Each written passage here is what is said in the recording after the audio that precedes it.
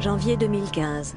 Des millions de citoyens manifestent leur attachement à la liberté d'expression car elle est menacée. Nous estimons que notre liberté d'expression doit être totale. Or, toute démocratie est confrontée à la censure. Dans la France d'aujourd'hui, on ne peut pas tout dire. Est-ce le signe d'un progrès ou d'une régression?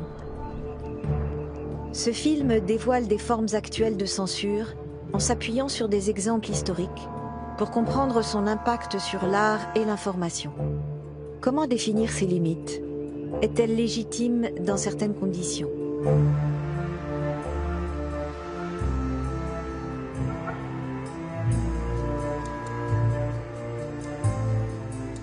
La France, en faisant le pari de l'ouverture et de la tolérance, a quasiment renoncé à la censure d'État pour l'abandonner à la société. Il y a désormais une censure officielle, une censure officieuse, une censure visible et une censure invisible. Pour la première fois, 7 acteurs de la censure acceptent de témoigner. Parmi eux, des représentants d'un État qui défend nos libertés ou de minorités furieuses qui souhaitent nous les soustraire.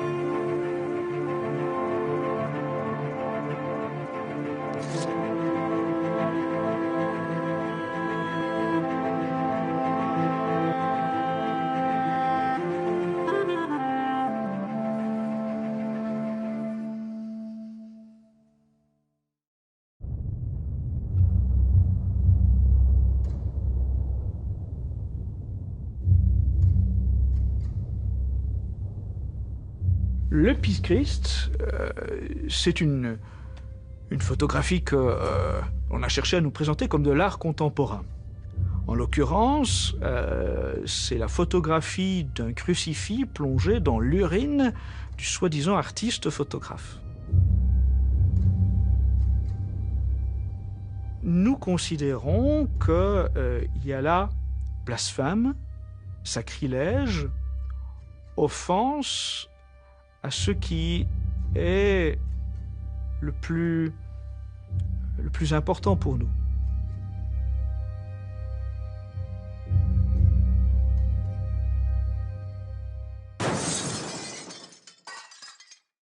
Est-ce que je peux assumer le qualificatif de censeur? Est-ce que je peux considérer qu'en tant que catholique, lorsque Civitas agit, il est un organisme qui prêche une certaine forme de censure? Oui. Oui, et je l'assume. Lorsque la liberté est détournée au service du mal, il faut qu'il y ait une autorité qui agisse pour y mettre fin. Les catholiques intégristes mènent un combat, faire interdire toute œuvre qu'ils jugent blasphématoire. Civitas, association récemment transformée en parti politique, occupe le terrain médiatique en organisant des manifestations spectaculaires et en lançant une pétition. L'Institut Civitas espère que l'État interdira l'œuvre en vain. Éric Mézil, directeur de la collection Lambert, a déclaré avoir reçu des menaces de mort. 3 jeunes brisent l'œuvre avec un pic à glace.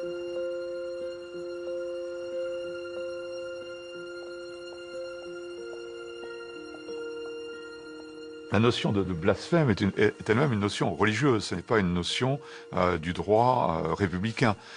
Et par conséquent, la liberté d'expression touche à tous les sujets, y compris les sujets religieux. Il n'est pas interdit de se moquer de qui que ce soit, et donc il n'est pas interdit de se moquer des religions par le droit laïque, par le droit républicain. Je regrette qu'en France, il n'y ait plus, dans le code pénal, punition pour le blasphème, Je rappelle que le blasphème a existé dans le droit français sous l'Ancien Régime, avant la Révolution française. Je rappelle aussi que le blasphème est puni par la loi dans plusieurs pays de l'Union européenne, aujourd'hui encore. Les valeurs fondamentales sur lesquelles repose notre République et au-delà même de la République, la société française, à partir de la philosophie des Lumières et de la Déclaration des droits de l'homme, repose sur l'idée que l'expression est libre, que l'écrit est libre, que l'art est libre, et ces valeurs sont absolument essentielles.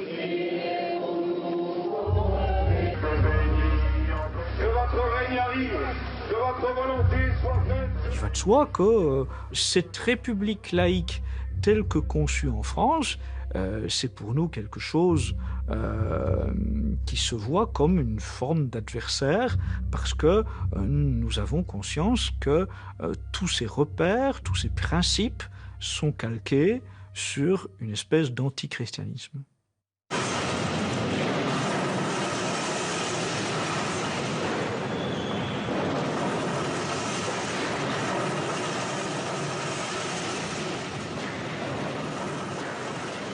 Sur le concept du visage du Fils de Dieu de Romeo Castellucci, est soi-disant une pièce de théâtre qui a pour personnage central un vieillard incontinent.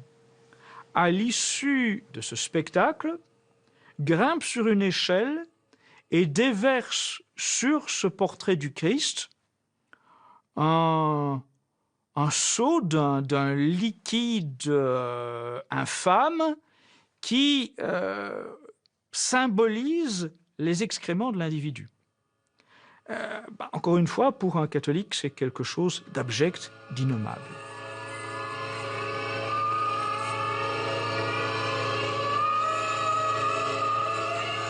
Ces images puissantes, parfois insoutenables, sont celles d'un des plus grands metteurs en scène européens. Loin de faire de la provocation gratuite, le théâtre de Castellucci est imprégné de compassion et de spiritualité.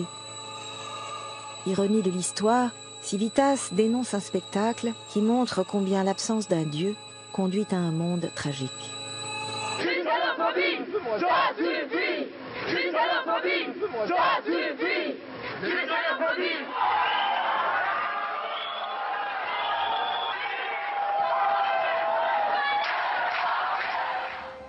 L'Église de France condamne ces violences. Jamais depuis 1966 et la pièce Les Paravents de Jean Genet, des théâtres parisiens n'avaient dû faire face à de tels débordements. Le public reçoit de l'huile de vidange. Les représentations sont interrompues à Paris et en province. 220 personnes sont interpellées. Les nouveaux inquisiteurs refusent de voir le visage du Christ maculé d'encre noire. Après le théâtre de la ville, les catholiques intégristes défient le théâtre du Rond-Point.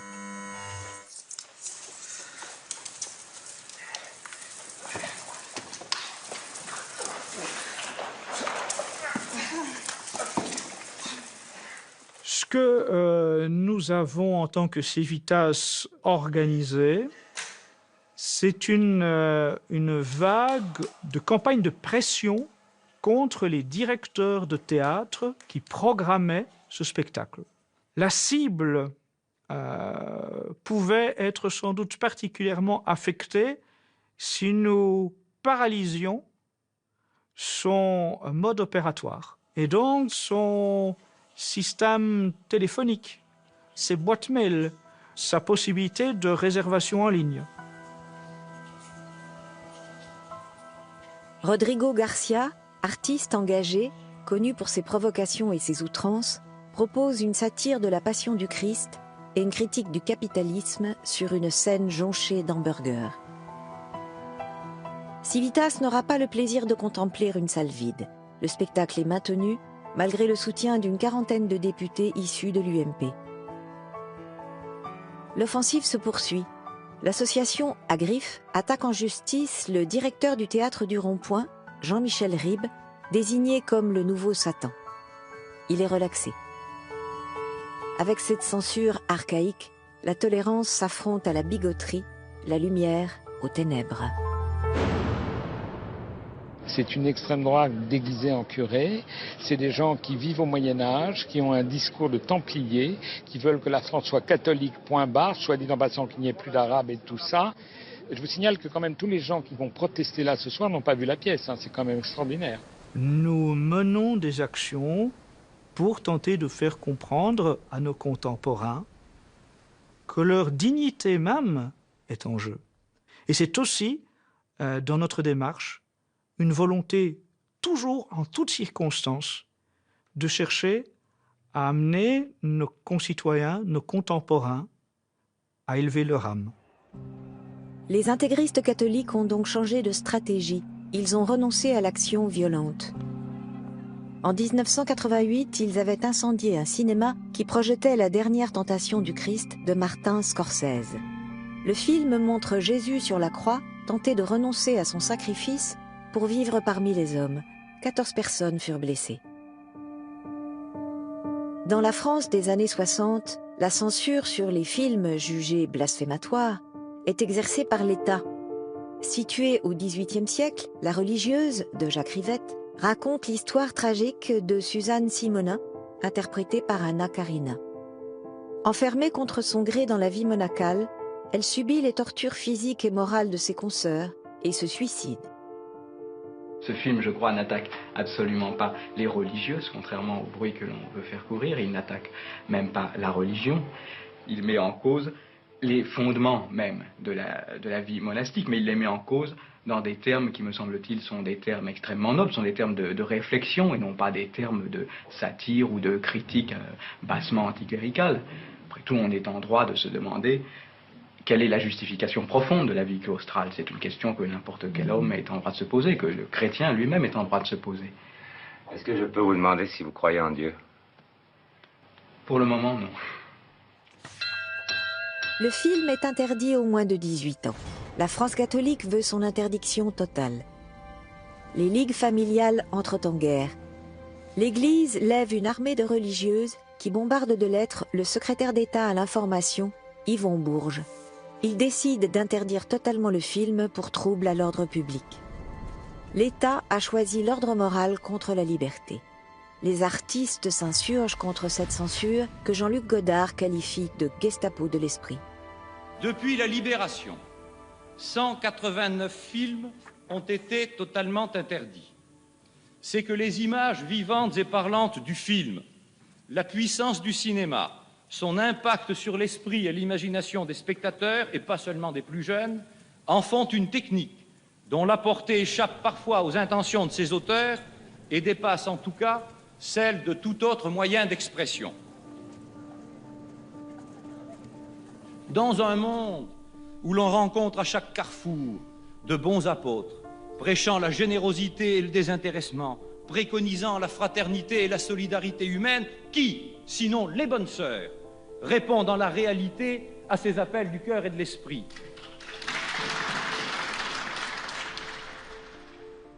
Allègement de toute la scène, suppression de phrases équivoques, large coupure dans le dialogue, scène simplifiée. C'est aussi l'esprit de transgression de la nouvelle vague dont Rivette est le fer de lance qui est censuré. Le film est interdit mais sélectionné au Festival de Cannes. Il ne sortira en salle que 2 années plus tard et connaîtra un grand succès. Depuis, aucun film n'a été totalement interdit au cinéma.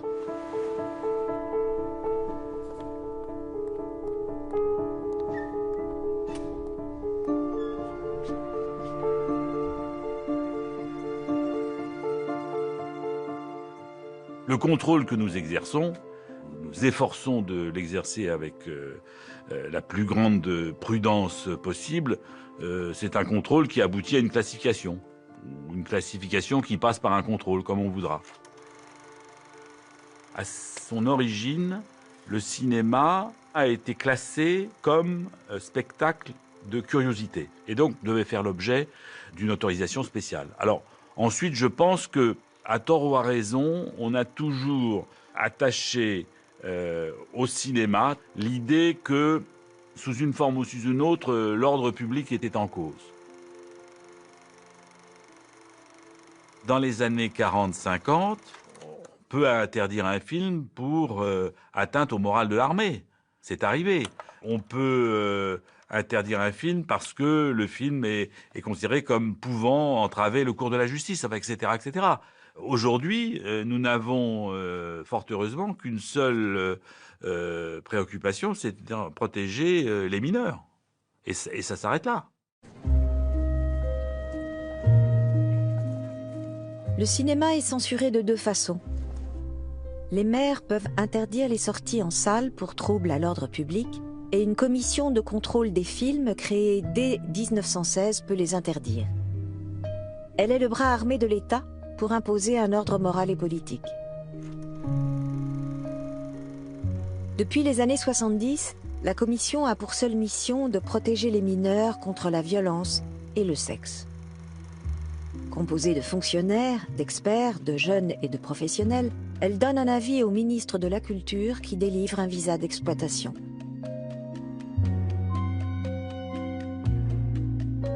La commission visionne 1200 films par an qu'elle classe. Tout public interdit aux moins de 12, 16 et 18 ans ou classé X. Mais comment définir la violence ? Une image traumatisante, c'est une image qui amène toute personne à se voiler les yeux ou à quitter la salle de cinéma lorsque celle-ci est projetée. Voilà. Quand on dit censure, liberté d'expression, aujourd'hui la liberté d'expression, c'est le pervers libre dans une nurserie libre. C'est l'expression qui m'est venue ce matin en petit déjeunant. Je me suis dit, mais comment exprimer ce qui est en train de se passer ?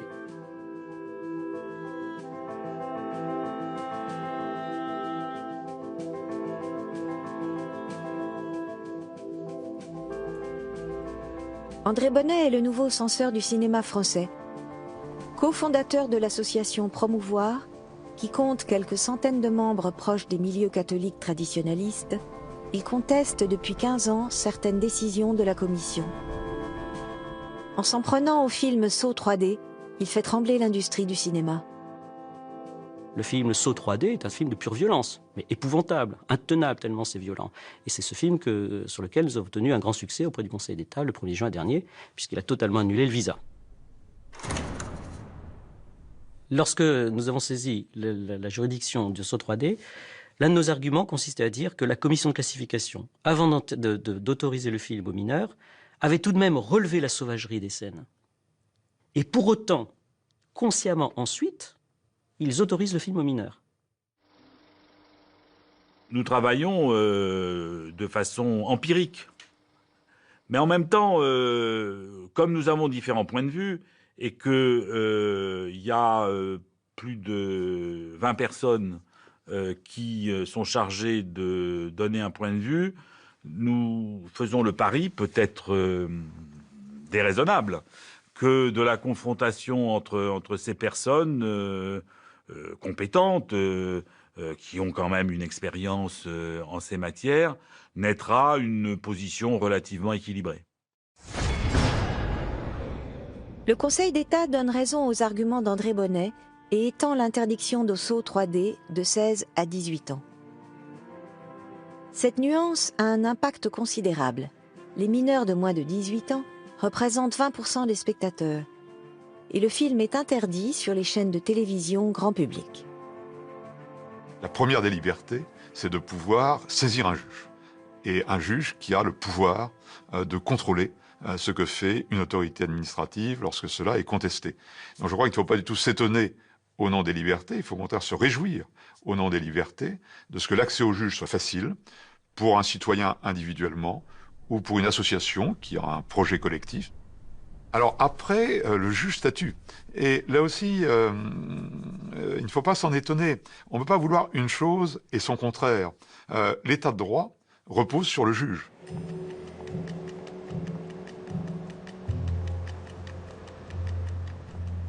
La volonté de préserver la jeunesse de la violence n'est pas nouvelle. Dans les années d'après-guerre, l'État interdit livres et revues bien plus populaires que le cinéma. En 1949, le ministère de la Justice se dote d'une commission de surveillance de la presse jeunesse. Une soixantaine de fonctionnaires épluchent des milliers d'ouvrages et distribuent avertissements, interdictions et parfois enclenchent des poursuites judiciaires contre les auteurs et les éditeurs. À la sortie de la guerre de 39-45, il s'est agi pour les pouvoirs publics de protéger la population, de protéger la jeunesse contre les agressions de tous ordres et notamment l'agression par le livre, les écrits extrêmement violents qui pouvaient exister sur le marché dans cette période particulièrement troublée et de reconstruction. Les illustrés pour enfants et qui comportent beaucoup de violence, de bagarres, ont certainement des répercussions sur les actes, les agissements, le comportement des jeunes. On peut très bien observer dans certaines cours de récréation des bagarres qui reproduisent à peu près relativement fidèlement les histoires ou les attitudes que les enfants ont pu observer dans leurs journaux. Alors que c'est une commission purement consultative, on l'accusait de faire de la censure. Un pouvoir consultatif aux effets ravageurs. En 1953, la bande dessinée Big Bill le Casseur est accusée de faire l'apologie de la violence. Elle est retirée de la vente. L'éditeur subit 8 années de procès dont il ne se relèvera pas.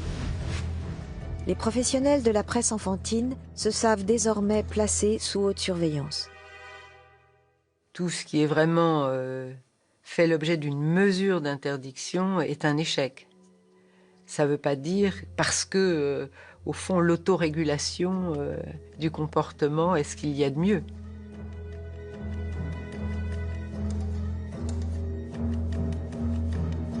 La bande dessinée française est cadenassée et les comics américains étroitement surveillés en raison du naturalisme et de la sensualité des images. La commission a en réalité été aussi créée, comme au cinéma, pour protéger les intérêts économiques français contre l'invasion de la culture américaine.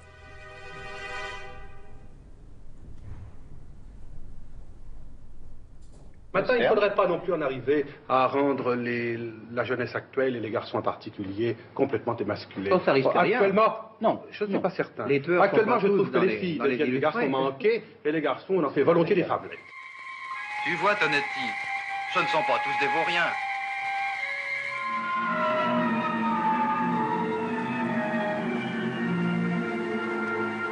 Jean-Marie, j'aimerais bien te savoir au lit qu'à devoir te passionner pour des histoires de gangsters.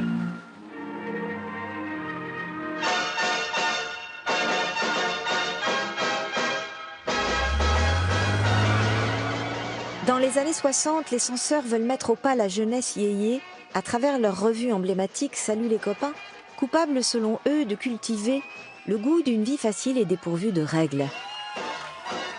Ils s'appuient sur la loi de 1949.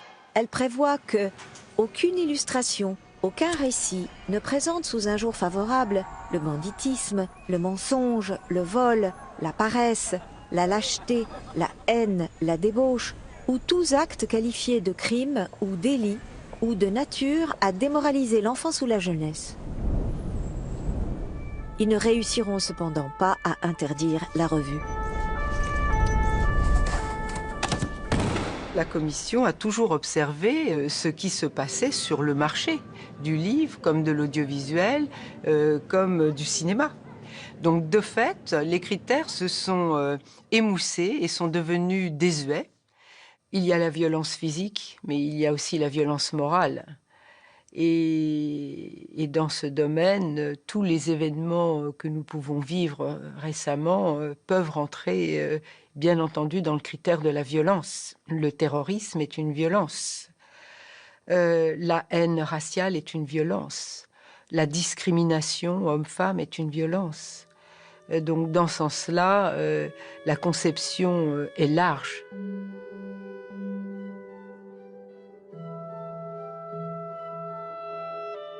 On s'adapte au fur et à mesure des publications parce que l'invention est sans limite. Aujourd'hui, dans toutes les déviations possibles, malheureusement.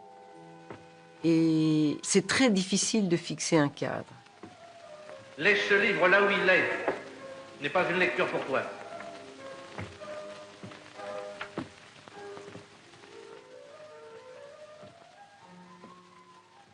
Il y a bon nombre de publications qui ont posé des problèmes à la commission et vous me permettrez de ne pas en révéler les noms parce que, bien entendu, tout ce qui est révélé peut être sujet à contestation. Donc les travaux de la commission sont assortis d'un secret.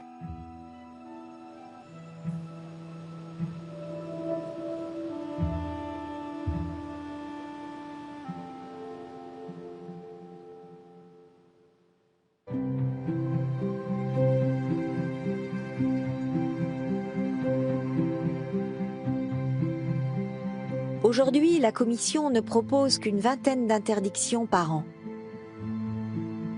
En France, l'État censure de deux façons, par le ministère de la Justice, avec un procès, ou par le ministère de l'Intérieur, avec l'interdiction de la diffusion d'une œuvre. En 1970, Eden, Eden, Eden de Pierre Guyotat subit une triple interdiction, aux mineurs, à l'affichage et à la publicité. L'œuvre est condamnée au nom de la protection de la jeunesse et de l'atteinte aux bonnes mœurs. L'État détourne une loi destinée à la jeunesse pour censurer une littérature destinée aux adultes.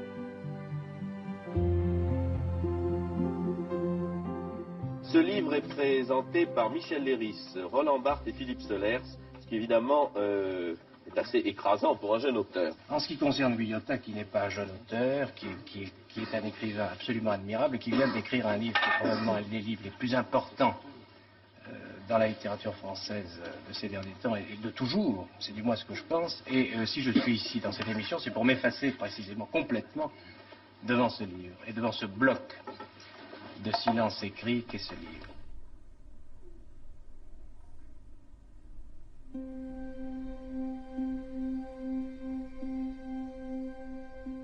Eden, Eden, Eden provoque un séisme.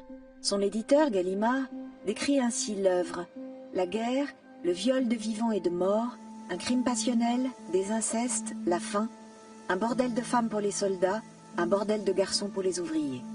Quelques heures d'une exaltation sexuelle sans précédent. L'état de terreur absolue.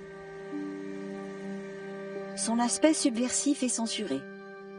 Des combats de l'éditeur Pauvert à ceux des éditions de Minuit, des écrits de Rousseau à ceux de Sade en passant par Boris Vian, pour l'État, décrire le monde sous ses aspects les plus tabous menace la société dans ses fondements.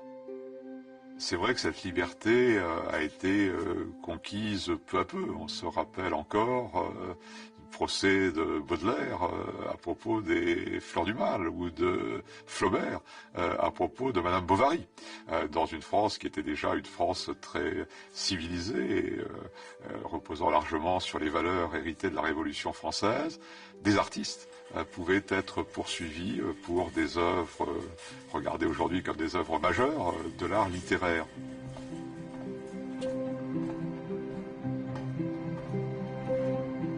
Guyotat n'aura pas le luxe d'un procès qui ferait trop de publicité à son livre. Malgré le soutien des plus grands intellectuels, son œuvre est détruite. Le pouvoir est sourd au récit de cet enfer, à cette écriture, cette langue du crime qui décrit la violence du monde. La vie et l'œuvre de Pierre Guyotat en seront profondément bouleversées. Mon arme à moi, c'est le mot parlé. Et dans le fond, j'en étais pas si sûr autrefois. À cette époque théorique, etc., théorisante, etc. Maintenant, je le sais maintenant.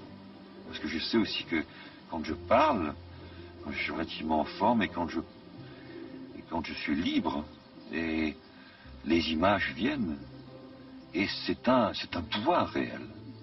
En tout cas, c'est un atout. Je peux, moi qui n'ai rien, qui n'ai rien dans la vie, qui n'ai pas de diplôme, qui n'ai pas aucune spécialité d'aucune sorte, j'ai ça.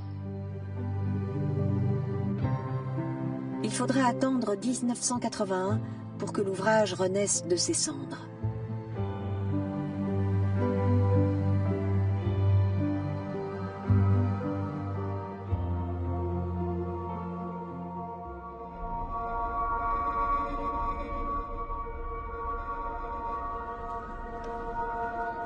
L'État veut préserver la jeunesse d'une autre violence, celle du sexe.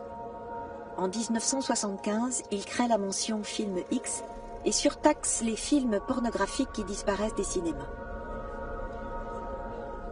Les années 80 et 90 sont celles de la libéralisation. L'interdiction aux moins de 18 ans est supprimée en 1991. En 2000, le film Baise-moi de Virginie Despentes et Coralie Trinity pose un problème de classification.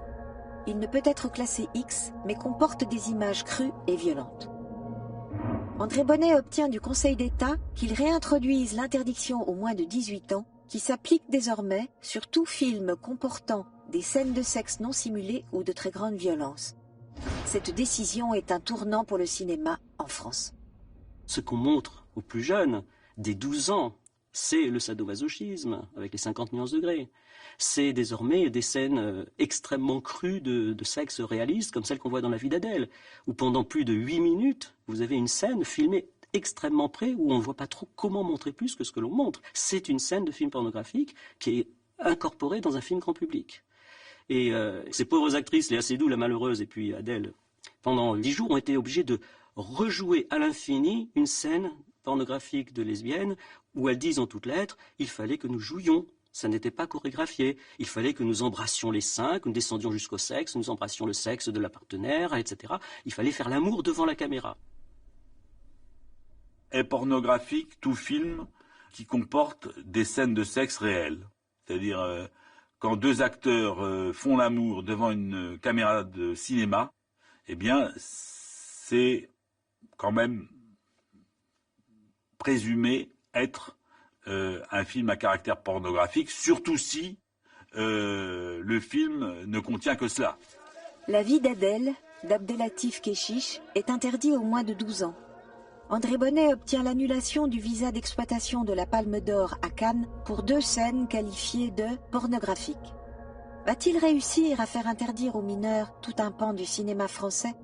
Il perd finalement la bataille. Le Conseil d'État refuse le réexamen de la classification.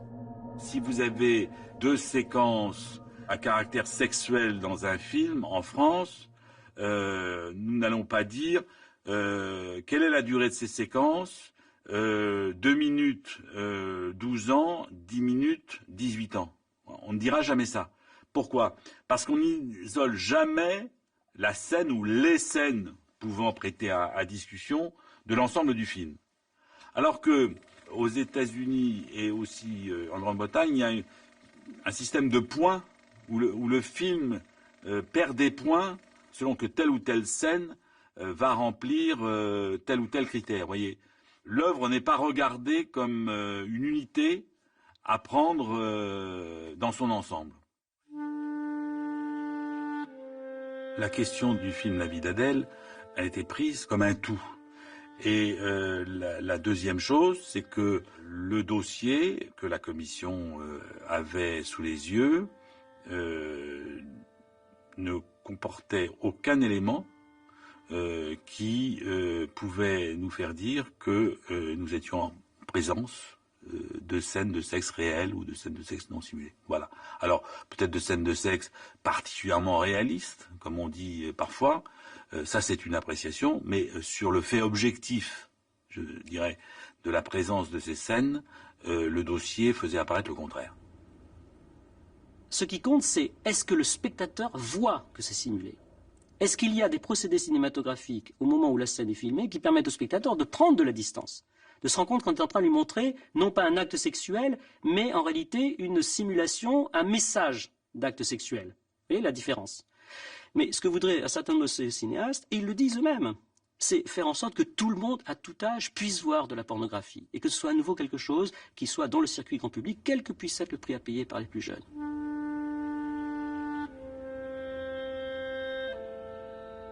Vous aurez du côté disons, de l'État, peut-être une attention portée à la cause de la protection de la jeunesse et des mineurs plus grande. Au contraire, du côté des professionnels du cinéma, vous aurez un souci d'assurer la sortie en salle de ces films dans les meilleures conditions possibles. Ces choses-là existent, elles sont normales. Quand est-ce qu'il y aura pornographie? Lorsqu'on verra sur un écran de 4 mètres sur 3 un clitoris qui lui fera 2 mètres sur 2? Où s'arrête-t-on? Donc, je prends le pari que si on ne fait rien, dans 5 ans ou dans 6 ans, on aura des scènes de zoophilie qui seront proposées aux mineurs au cinéma. Les enjeux économiques priment-ils sur la protection de la jeunesse? Après Ken Park de Larry Clark ou Nymphomaniac de Lars von Trier, l'offensive d'André Bonnet se poursuit. Quentin Tarantino et ses 8 salopards constituent sa prochaine cible.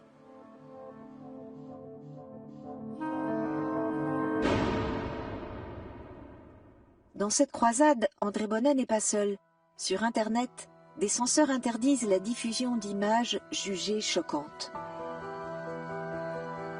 Un utilisateur du plus grand réseau social de la planète a vu son profil purement et simplement supprimé lorsqu'il a voulu mettre en ligne une photo du célèbre tableau.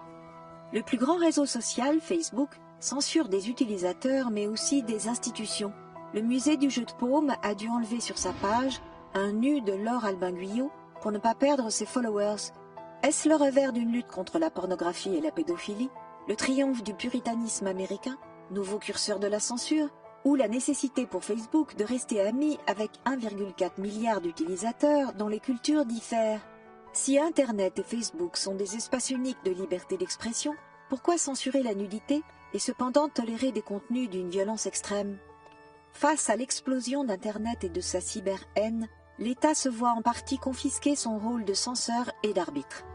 Un État isolé est quelque peu démuni.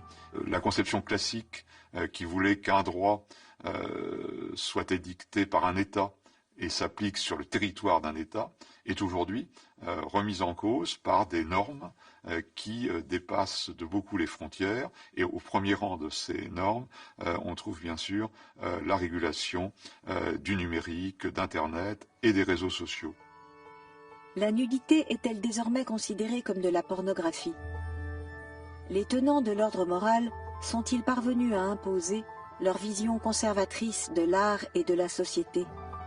Je crois que ce dont il faut se rapprocher, c'est tout simplement la décadence de l'Empire romain. Et lorsque l'on regarde cette histoire romaine, on s'aperçoit que ce que nous voyons aujourd'hui, c'est exactement ce qui s'est passé à l'époque. Et avec les mêmes poncifs. Je crois que personne dans la commission ne prononce jamais le mot de morale. Non pas que nous soyons des immoralistes, mais simplement parce que ce n'est pas notre compétence, ce n'est pas notre affaire. Au grand regret d'une minorité, l'État a abandonné son rôle de police de la morale. Un rôle autrefois assumé pour éduquer la jeunesse, parfois au prix de la liberté artistique. Alain Perfit, ancien ministre de l'Information sous De Gaulle, l'affirme face au créateur Roger Vadim. Je ne pense pas qu'on puisse considérer qu'une certaine forme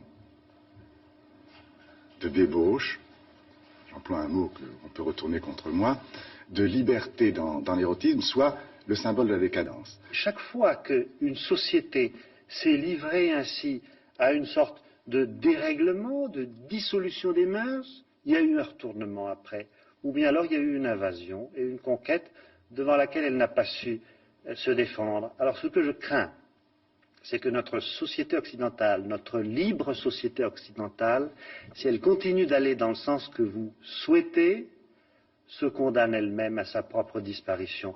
Il me semble que on nous traite comme si on était vraiment des êtres sous-développés. Je ne vois pas.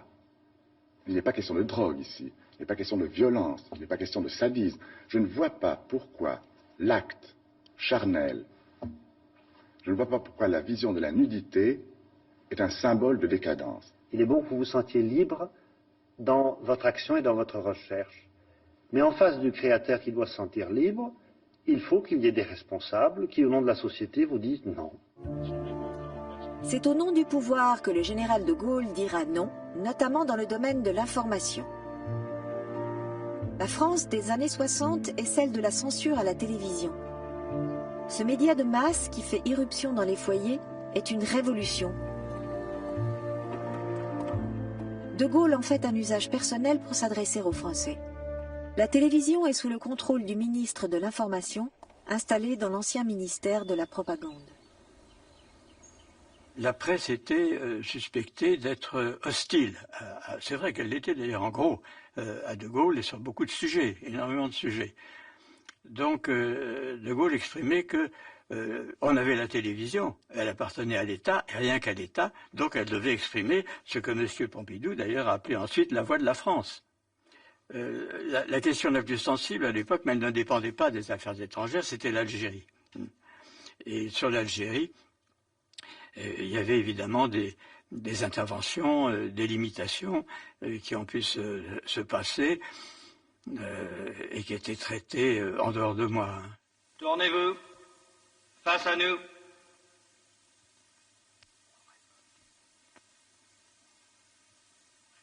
Bon pour le service. On t'apprend déjà, la première chose, c'est à obéir. Au suivant. On n'apprend pas seulement à obéir, remarque.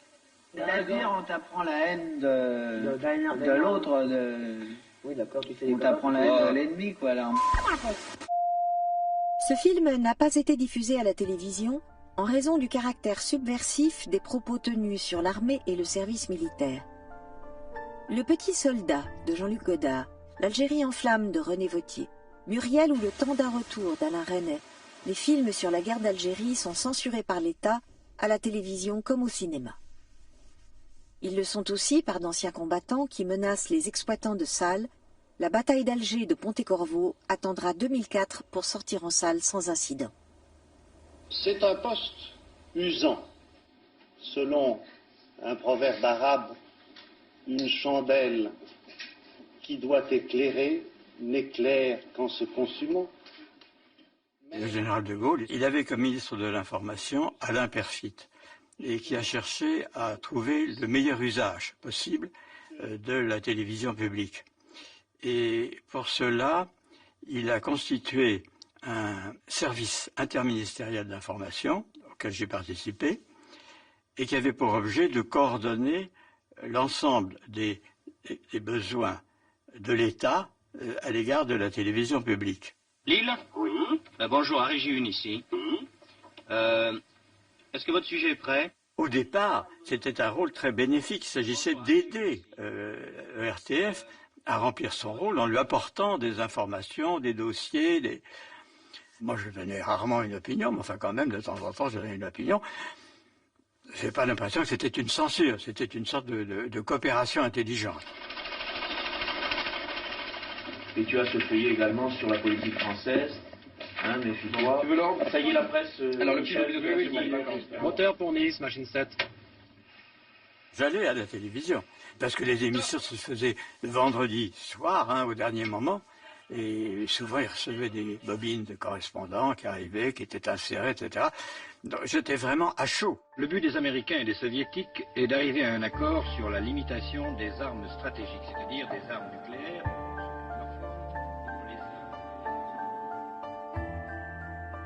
Ça a dévié vers une sorte de personnalisation, car c'est finalement le ministre et son directeur de cabinet qui étaient directement en contact avec les directeurs de l'information. Donc sa tendance était de donner des instructions et de vérifier tous les jours que les journaux correspondaient bien à ce qui était souhaitable. Attention à nous pour le direct, hein. Nous avons demandé au ministre de l'Information, à M. Alain Perfit, de venir inaugurer cette nouvelle formule dont il a pris lui-même l'initiative. Monsieur le ministre, le fait que la RTF soit sous l'autorité du ministre de l'Information, de vous-même, est-ce que cela ne va pas être considéré comme une sorte de mainmise du gouvernement sur le journal télévisé? Le fait que j'inaugure cette nouvelle formule de journal télévisé ne signifie pas que le gouvernement veut se l'approprier. Les présentateurs doivent exposer les faits impartialement. Ce n'est pas à eux d'être les avocats du gouvernement, ni non plus les accusateurs d'ailleurs. Quand le gouvernement voudra défendre son point de vue... Oui, le dialogue était quotidien. parce que le téléphone marchait. On disait même qu'il y avait un bouton qui lui permettait d'avoir en direct le directeur de l'information, qui était d'ailleurs très docile à cette époque. Et si un journaliste estime que l'orientation que je donne au journal n'est pas celle qui convient, il a, comme dans tout organe de presse, la possibilité de faire jouer la clause de conscience et de s'en aller. Les journalistes sont donc priés de se soumettre au pouvoir jusqu'au jour où...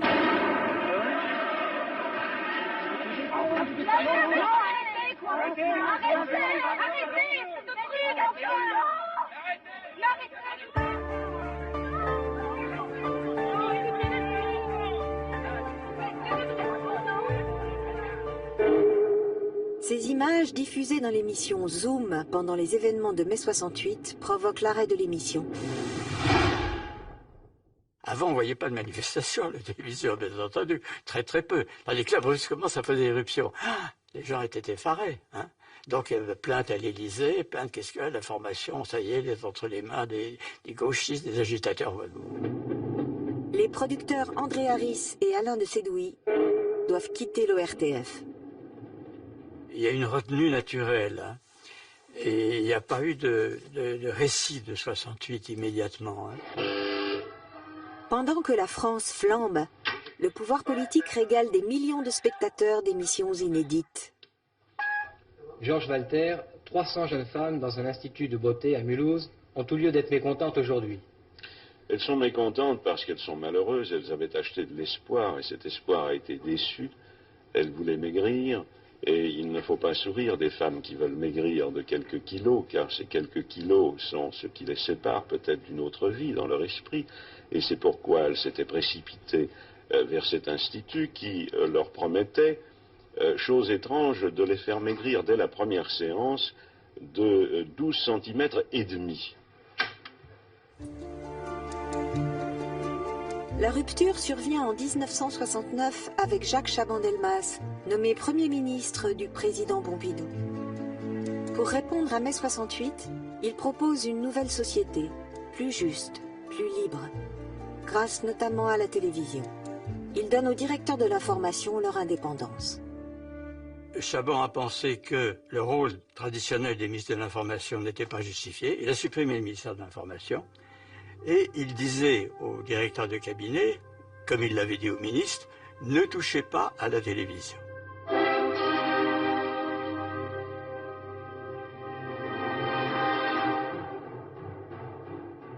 Sois bien entendu, monsieur Royer, que je ne me dérobe pas à une confrontation entre nous. Armes égales, le titre l'indique, c'était mettre à égalité quelqu'un de l'opposition et quelqu'un de la majorité, quelqu'un du pouvoir. Et ça, c'était totalement nouveau, parce que c'était plus le monologue. Le film que vous venez de voir a été censuré par la télévision française. Face au père la pudeur Jean Royer, le philosophe de gauche Maurice Clavel dénonce la censure sur son film, amputé d'un mot critique sur le président Pompidou.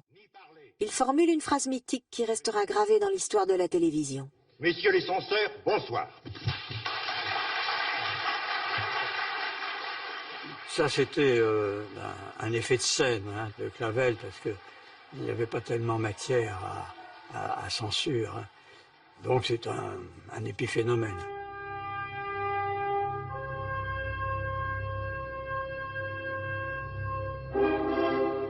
C'était un problème, au fond, d'ordre politique, c'est-à-dire ceux qui pensaient dans la droite que le laxisme de l'information était une cause de perte de l'électorat, et ceux qui pensaient qu'au contraire, c'était une ouverture sur la société dont on trouverait le bénéfice.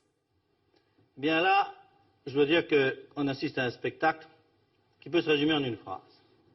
Vous êtes en train de recréer une nouvelle forme d'esclavage. Une nouvelle forme d'esclavage, avec tout cela comporte, pour ceux qui viennent travailler en France, qui sont un sous-prolétariat, mal payé, mal logé, maltraité. Edgar Faure, qui incarne la majorité au pouvoir, futur président de l'Assemblée nationale, se fait humilier par le socialiste Gaston Defferre en direct. L'émission est supprimée quelques mois plus tard, sur instruction du président Pompidou et de ses conseillers. Donc il nous accusait de lâcher un instrument de l'État. Alors, on s'est dit, oui, Chaban nous fait perdre des voix.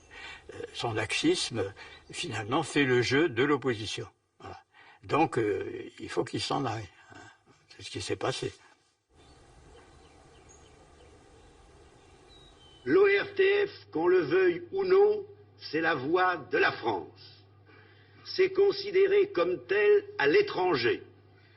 Et c'est considéré comme tel par le public, qui, quand on lui dit quelque chose, quand on lui fait remarquer quelque chose, répond « Mais c'est pas vrai, ils l'ont dit à la télé. » Ils l'ont dit à la télé. Pompidou demande au Premier ministre sa démission. L'audace de Chaban-Delmas vis-à-vis de l'ORTF a contribué à provoquer sa chute. Le pouvoir ne veut pas d'une société aussi librement informée. Il ne veut pas non plus la diviser. 2 années plus tôt, Le chagrin et la pitié de Marcel Ophuls, premier film documentaire qui traite de la collaboration sous Vichy, est interdit à la télévision. Dans ses mémoires, Marcel Ophuls raconte que le général de Gaulle aurait dit au sujet du film « La France n'a pas besoin de vérité, elle a besoin d'espoir ».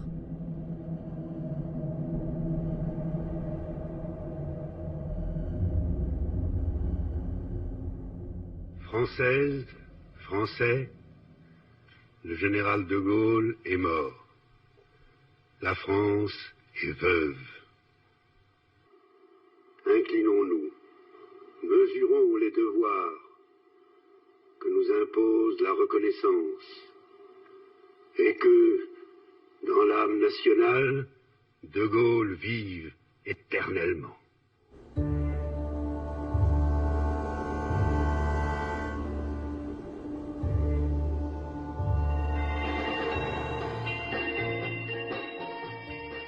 Tragédie aux premières heures de cette journée de la Toussaint, plus de 140 morts dans un incendie. Ils étaient allés danser, c'était des jeunes en grande majorité. Le bal tragique de Saint-Laurent-du-Pont est un fait divers que le journal Harakiri détourne pour titrer la une la plus scandaleuse de l'histoire de la presse sur la mort du général de Gaulle. Régulièrement censuré depuis les années 60, le journal est retiré des ventes.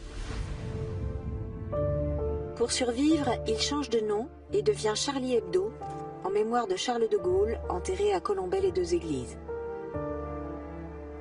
Depuis, la presse s'est découvert un nouveau censeur, le pouvoir économique et financier. Hier, Harakiri éclaboussait l'homme politique le plus populaire de France. Aujourd'hui, Libération insulte l'industriel le plus riche de France, en écrivant que le patron du plus grand groupe mondial de luxe LVMH envisageait de partir en 2012 en Belgique pour des raisons fiscales. Casse-toi riche-con à l'attention de Bernard Arnault. Et pour en parler avec nous ce soir, l'actionnaire principal du journal, Édouard de Rothschild, de la dynastie de banquiers. Est-ce que vous validez cette une de votre journal? D'abord, j'ai découvert cette une en lisant le journal comme vous ce matin. Vous ne savez pas ce qui se passe dans votre journal? Non. Ce n'est pas ma responsabilité de savoir ce qui se passe sur le plan éditorial. Quelle est ma responsabilité en qualité d'actionnaire? C'est la responsabilité du business. De ce point de vue-là, je ne peux que saluer une opération de marketing très réussie. La preuve, c'est que vous m'avez invité ce soir. Et en tant que lecteur? Est-ce que ça vous a choqué? Non, ça ne m'a pas choqué. Je trouve que c'est tout à fait dans le style provoquant de Libération. Et j'ai pensé que c'était une très belle opération de marketing. L'actionnaire principal a-t-il raison de se réjouir? Le journal publie le lendemain « Bernard, si tu reviens, on annule tout ». LVMH aurait retiré des budgets publicitaires au journal, Libération aurait perdu des centaines de milliers d'euros. La presse appartient aujourd'hui aux industriels. La censure économique prend plusieurs formes.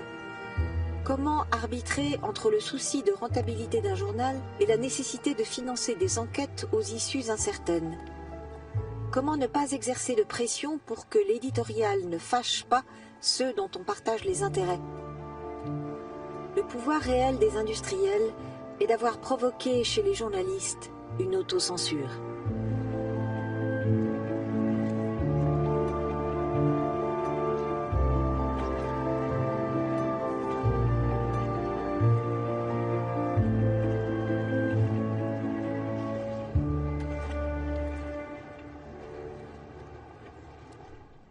« 70 ans plus tard, le bilan est amer.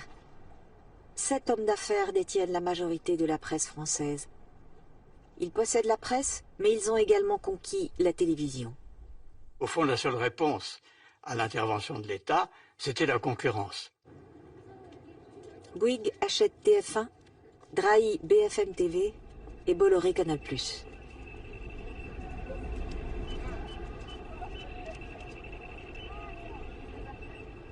Il est évident qu'entre les propriétaires capitalistes des médias et les médias, il y a un rapport qui peut poser le problème qui était avant celui de l'État.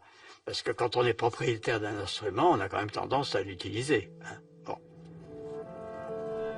L'investigation est menacée chez Canal+, qui retire de son site internet une enquête critique sur l'Olympique de Marseille pour ne pas froisser un de ses partenaires.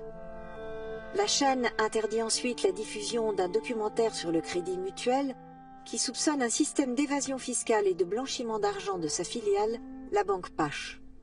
Des censures sur lesquelles Vincent Bolloré a refusé de s'expliquer dans ce film. Par ailleurs, Canal+ assure 50% du financement du cinéma français.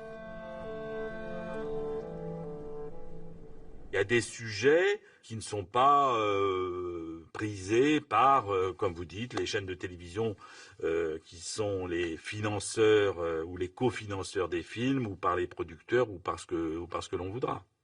C'est certain, c'est certain. De ce point de vue-là,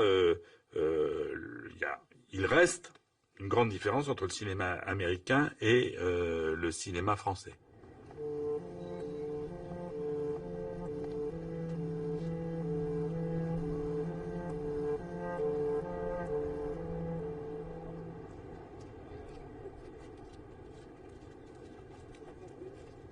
Les grands patrons sont des gens très prudents maintenant. Hein. Alors leur influence existe sûrement, mais elle est très discrète. Vous avez quelqu'un comme M. Drahi, dans l'Empire 7 ans. De quelle façon son influence joue, c'est pas vraiment connu d'ailleurs. Hein.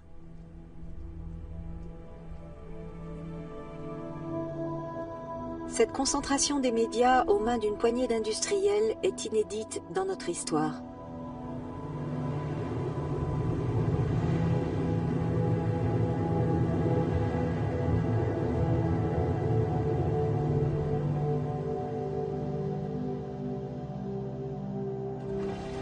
Dans une France en état d'urgence, où nos libertés sont menacées, l'indépendance des médias est vitale.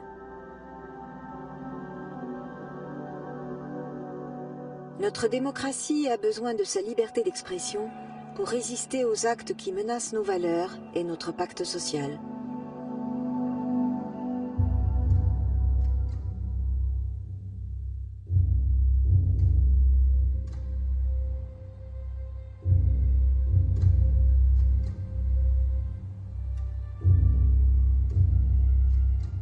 D'emblée, je peux, en tant que musulman, en tant que Français, vous dire que, d'une manière absolue, la liberté n'a pas de limite. La liberté d'expression est un droit reconnu, est un droit qui fait intégralement partie des droits de l'homme. Cette liberté est aussi une liberté d'expression de la religion, mais aussi une liberté d'en penser ce qu'on veut et de la critiquer. Dans l'islam, il y a une caricature qui a profondément amené la réaction, c'est celle où on présente le prophète avec une bombe sur sa tête. Le prophète n'a jamais été un terroriste. Présenter le prophète comme un terroriste, donc c'est dire que tous les musulmans adorent le terrorisme ou font de leur principal personnage un terroriste. Et personnellement, je me sens offensé de dire que ma religion est une religion terroriste, parce que c'est faux. Parce que c'est faux, et à partir du moment où il y a une contre-vérité, je demande réparation parce que ça me porte préjudice.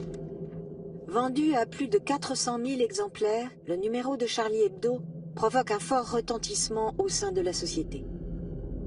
Les 12 caricatures publiées initialement par le journal danois Jyllands-Posten sont toutes reprises. Le recteur Boubaker demande que les journaux soient retirés de la vente, sans succès. Pourquoi on a publié ces caricatures? D'abord, solidarité avec nos confrères du Jyllands-Posten, qui n'est pas un journal d'extrême droite, qui est un journal conservateur, qui a été stigmatisé dans le monde entier comme journal xénophobe, raciste, qui est faux. Ensuite, solidarité surtout aussi avec le patron de France Soir, qui s'est fait virer pour avoir publié les caricatures, sans que ça fasse tellement de remous. Alors pour que le périmètre de la liberté d'expression soit défini par le législateur élu au suffrage universel et non pas par des pressions religieuses, on a décidé de publier ces caricatures.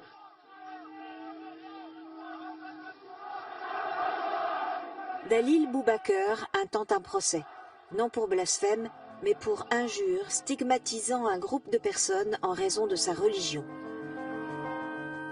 La justice considère que les caricatures ne visent pas un groupe de personnes. Elles visent une conception fanatique de la religion. Les caricatures n'attaquent pas les musulmans, mais l'intégrisme. Le procès révolte la presse et devient politique. Il se transforme en défense de la liberté d'expression. De nombreuses personnalités manifestent leur soutien. La capacité pour un journaliste, pour un dessinateur, de pouvoir dire ce qu'il pense à un moment ou à un autre. La relaxe est prononcée par les tribunaux.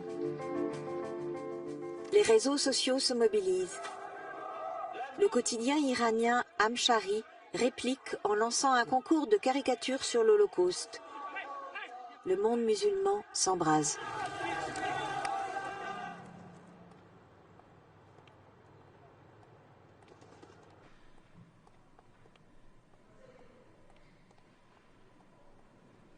Charlie Hebdo est un symbole de la liberté d'expression, d'une liberté d'expression très large, qui peut atteindre certaines formes de démesure, mais qui reste une liberté d'expression et qui n'enfreint aucune valeur fondamentale, parce que dans la manière dont Charlie Hebdo s'exprime, dont les dessinateurs de Charlie Hebdo dessinent, il n'y a jamais d'appel à la haine ou à la discrimination. Ce qui conduit à se retrouver de l'autre côté de la liberté d'expression, du côté où là il y a une atteinte à l'ordre public, c'est lorsque certains propos sont de manière très nette des appels à la haine, à la discrimination et même à certaines formes de violence. Le tribunal de grande instance de Paris a ordonné le retrait de la vente du DVD du spectacle et interdit sa commercialisation.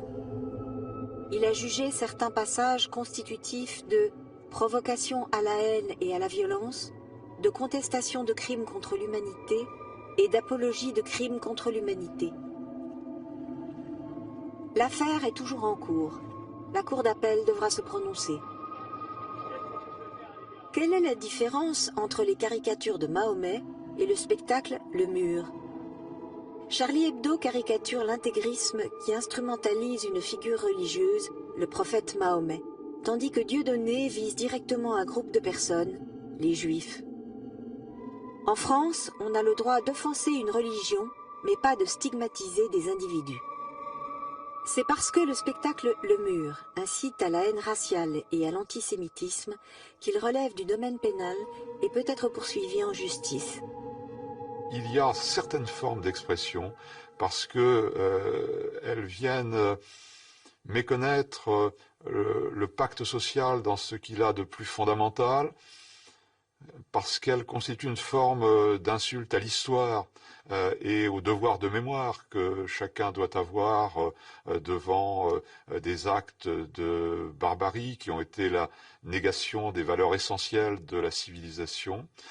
Ces limites ne portent pas atteinte à la liberté d'expression, je dirais au contraire, permettent à la liberté d'expression de s'exercer pleinement dans un cadre qui soit un cadre respectueux des valeurs essentielles du consensus social.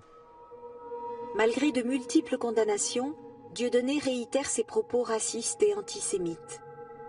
Manuel Valls, ministre de l'Intérieur, autorise les préfets à interdire le spectacle en province.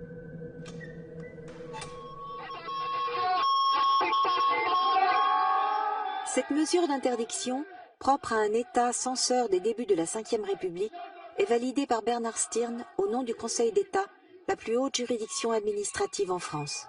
L'objectif est d'éviter que des propos gravement racistes ou antisémites se répandent sur les scènes d'une démocratie comme la France. Et de ce point de vue-là, on peut se réjouir d'ailleurs de voir que la personne intéressée continue d'évoluer dans le monde du spectacle, mais avec aujourd'hui des spectacles qui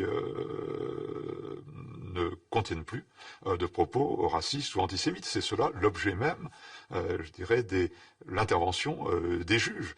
C'est moins de réprimer que de garantir une liberté d'expression respectueuse de la dignité de la personne humaine.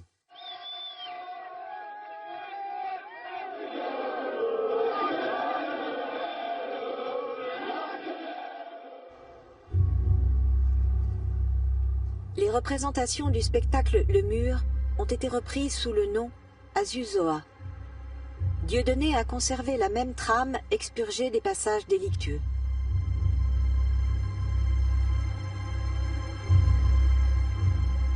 Dix années se sont écoulées depuis le procès de Charlie Hebdo. Le fanatisme islamique s'est intensifié à l'étranger.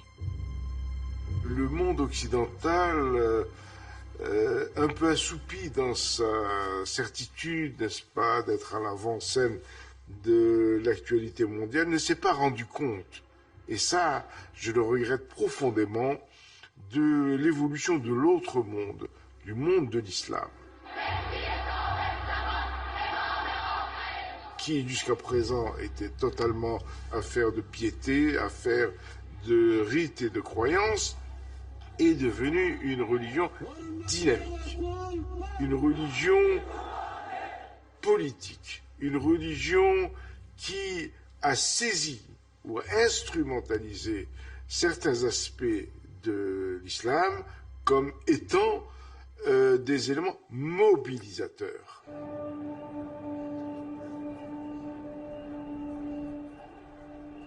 Il faut bien comprendre que nous vivons une phase, je dirais, de l'expression révolutionnaire, c'est-à-dire qui veut changer les choses.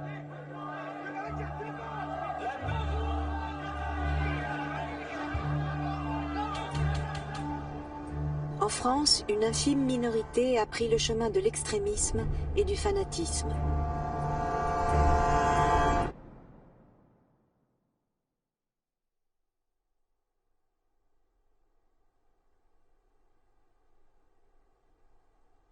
Deux terroristes français, qui incarnent un islam radicalisé, exécutent 12 personnes lors de l'attentat contre la rédaction de Charlie Hebdo, sous le prétexte de venger le prophète Mahomet.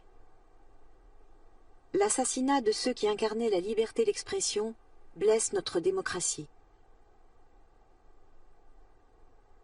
Le peuple français est sidéré.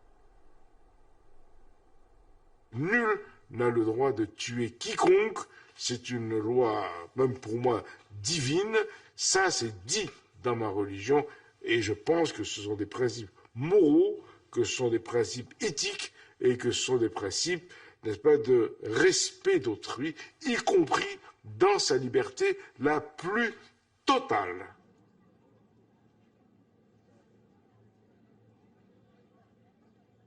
La malheureuse reste de la rédaction de Charlie Hebdo ont demandé à venir me voir. Nous avons bu le thé ensemble, nous avons devisé, nous avons pleuré toutes les victimes de leurs camarades. Nous avons dit à quel point nous étions avec eux. Et de leur côté, ils ont aussi dit des choses apaisantes.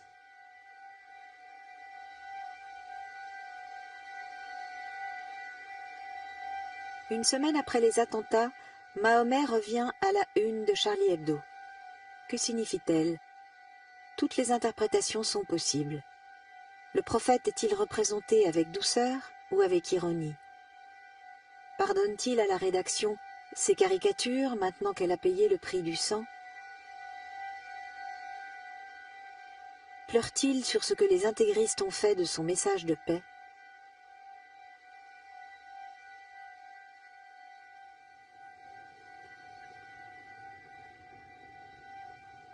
Une société peut être fragile. Il est important qu'une société sache affirmer des valeurs essentielles. Dans nos sociétés démocratiques, la première des valeurs, c'est le respect de l'autre.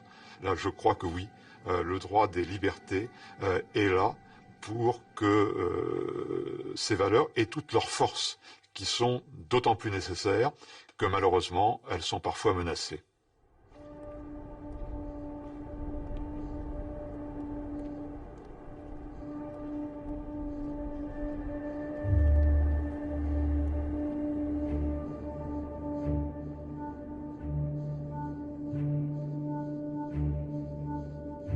Avec les attentats de Paris et de Nice, nous sommes entrés dans une nouvelle ère, celle de la peur.